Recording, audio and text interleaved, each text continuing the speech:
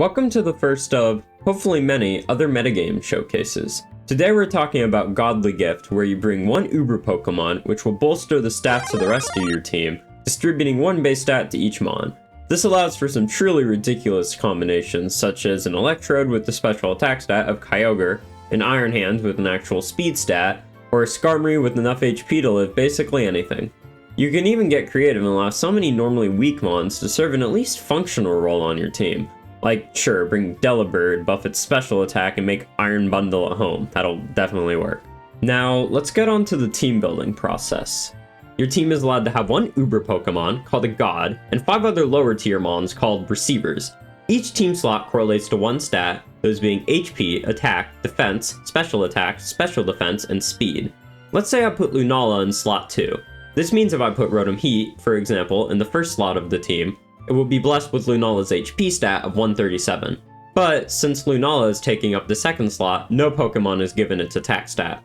Let's just fill out the rest of the team for clarity. Sneasler gets Lunala's defense stat of 89, Pheasantipity gets its special attack of 137, Great Tusk gets the special defense of 107, and Rillaboom gets the speed of 97. Wow, that's a lot of 7s. This means changing around the position of the God can significantly change how your team structure is built, and placing the receivers in the best slot to gain some busted stat combinations is key. This means that the God you pick basically determines the structure of your entire team. If you pick Giratina as your God, for example, you better make a defensive and or stall team out of it, or a lot of those stats are gonna go to waste. Oh, sorry, just double checking the script here. I was supposed to say, stall is annoying and bad, and you should feel bad for running it. Did that sound genuine? Some of the best gods in the tier are Arceus, which is a given considering its 120 base stats across the board, along with the ability to become any type. Eternatus, which is best used on bulky offense teams. Duskmane Necrozma, which can give its absurd attack stat to a number of quicker bulky threats. Or Zacian Crown, which even despite its given stats being of the base form, can still highly benefit its teammates, especially in the speed department. In general, due to so many of the most powerful Ubers being either built explicitly offensively or defensively, the metagame as a whole ends up leaning quite extreme at times. Due to the way stats end up distributed, either extreme hyper offense or extreme stall can both be viable playstyles, but balance isn't irrelevant either. The most important thing is to play to the strengths of your God. Some of the biggest winners as far as godly gifts go are often Mons with already very solid stats that can be made insane with just a bit more, or Mons that have very powerful tools but sometimes struggle due to a stat being lacking more than they'd want.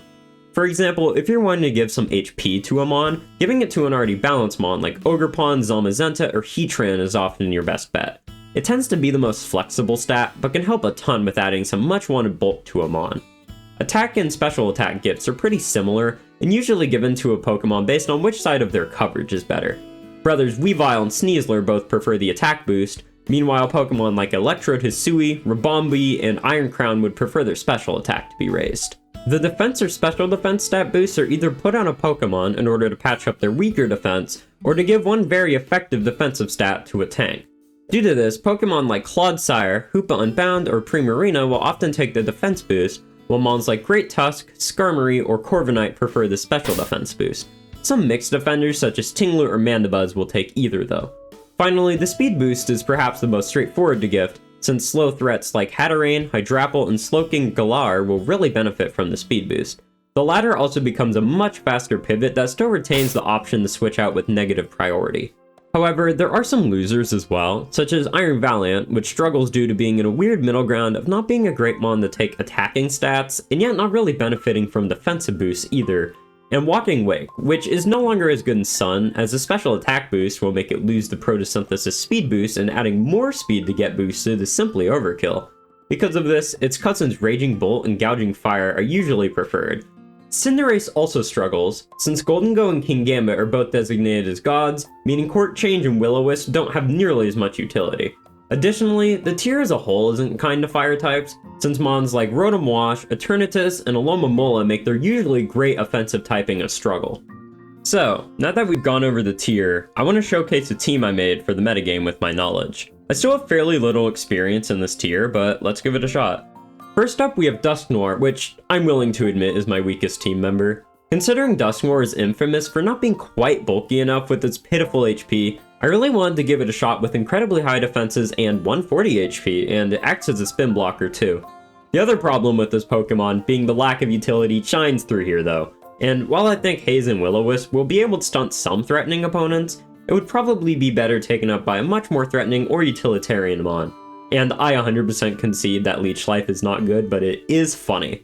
Next up is the god of my team, Eternatus. It's pretty standard, I followed the Smogon analysis quite a bit here. Dynamax Cannon is good, and Flamethrower can get a Sun Boost. It should be able to stick around for a bit and get up some Toxic Spikes, but its bulk is what I hope to see the most use out of. You'll see my Dusknoir is more physically defensive, while Eternatus is more specially defensive, which should hopefully be good against some of the tier's best mons.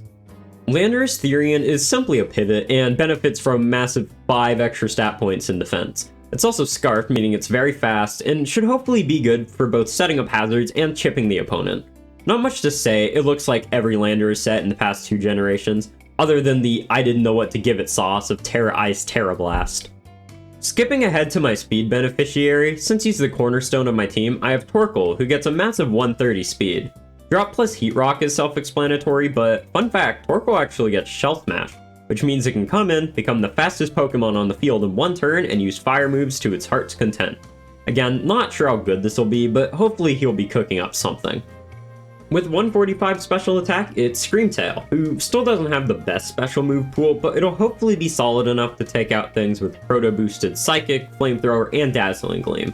This was one of my more wacky picks, since I don't actually expect it to be too good, but I hope it can surprise me. Finally, I have the very solid mon of Great Tusk on my team, getting a special defense of 95. There's a bit of type and roll overlap with Landorus, but I think it'll be fine. It has Dual Stab, Rapid Spin, and Bulk Up to hopefully keep the pressure on the opponent, and additionally the speed and attack are spec'd in a way to allow the Photosynthesis boost to reach speed. This might leave it a bit weak, but I want to get the most out of Sun here. Overall, the team is quite offensively leaning, but with a good defensive core to keep up.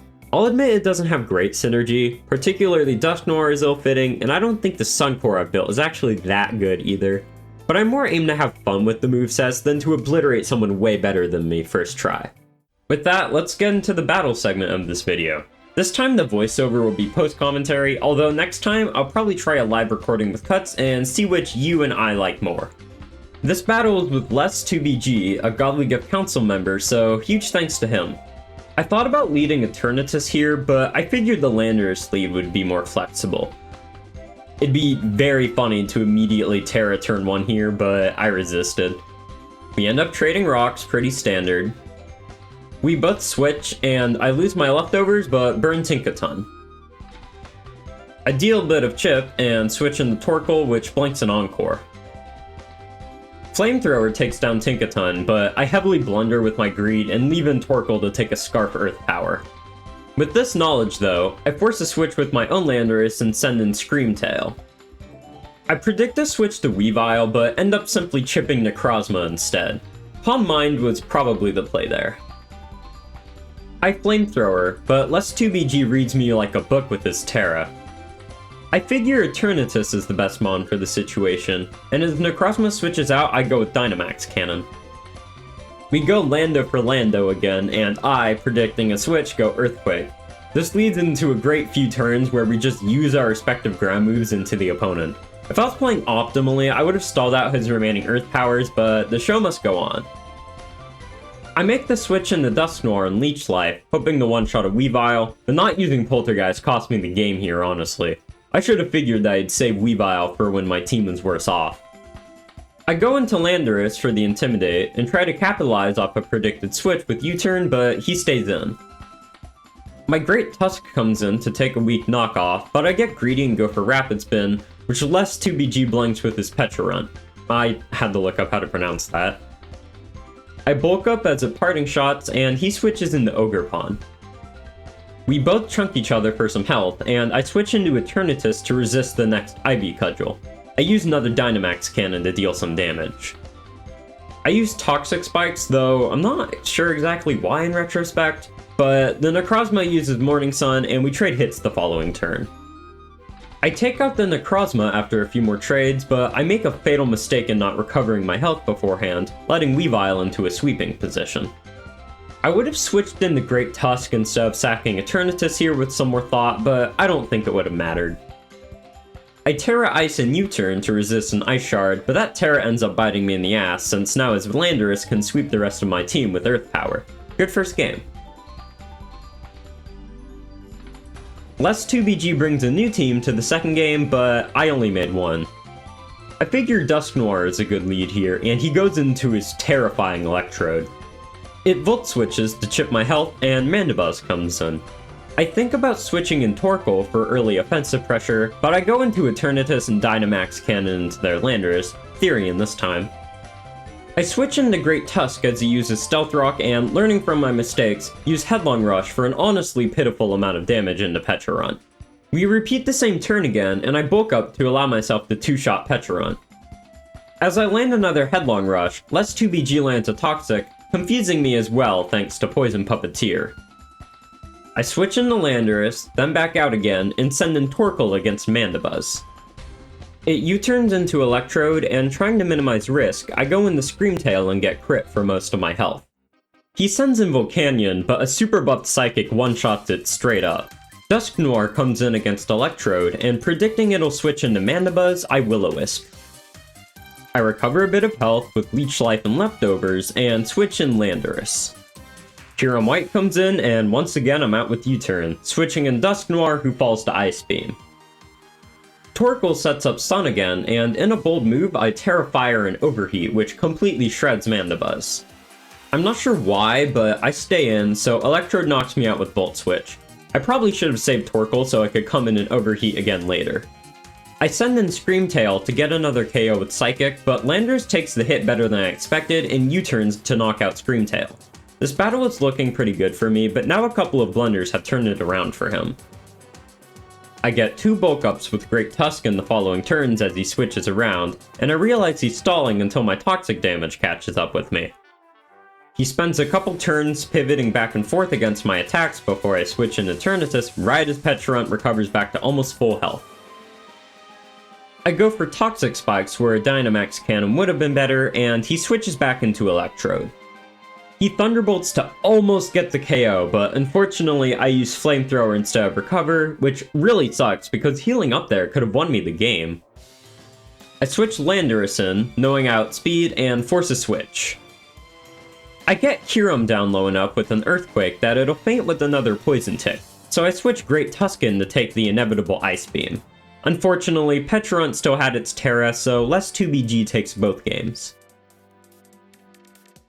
Once again, huge thanks to less 2BG for going against me and showcasing some Godly Gift teams. And I also want to thank Class, who is another great Godly Gift player with a lot of experience, and helped me write the script, giving insight into the tier and reviewing it to make sure there weren't any errors.